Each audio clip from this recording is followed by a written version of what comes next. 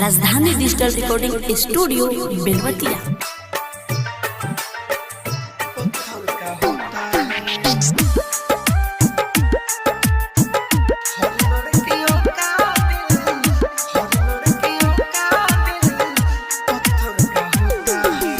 Music by DJ Vikas Raja Uttara.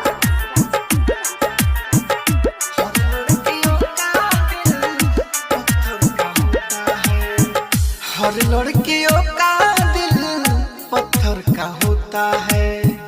हर लड़कियों का दिल पत्थर का होता है। छोड़ कर चली जाती है रोने वाला रोता है। छोड़ कर चली जाती है रोने वाला रोता है। हर लड़कियों का दिल पत्थर का होता है। हर लड़कियों का पत्थर का होता है।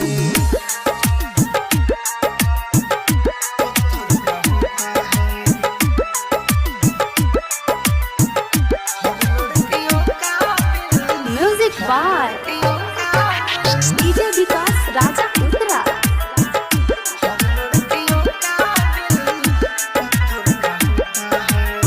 सपने हजारों लेके लड़के आती है। मीठी मीठी बातें करके दिल को लुभाती है। मीठी मीठी बातें करके दिल को लुभाती है। सपने हजारों लेके लड़के आती है।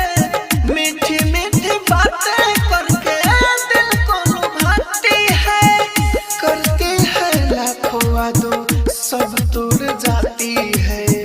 उनको पता क्या यारो, उनको पता क्या यारो, इश्क कैसा होता है। हर लड़कियों का दिल पत्थर का होता है।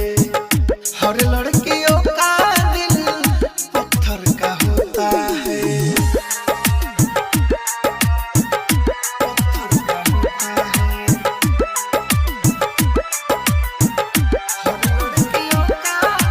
Music by DJ Vikas Raja Uttara.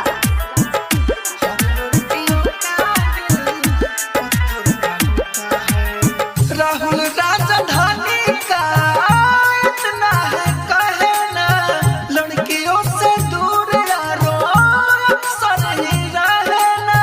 लड़कियों से दूर यारो अक्सर ही रहना।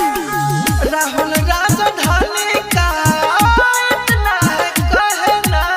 लड़कियों से दूर यारो अक्सर ही रहना। करना पड़ेगा मनोज दर्द तुमको सहना। दिल का दर्द आंसू बन के, दिल का दर्द आंसू बन के नैन को भिगोता है। हर लड़कियों का दिल पत्थर का होता है। हर लड़कियों का दिल पत्थर का होता है। राजधानी डिजिटल रिकॉर्डिंग स्टूडियो बेलवतिया।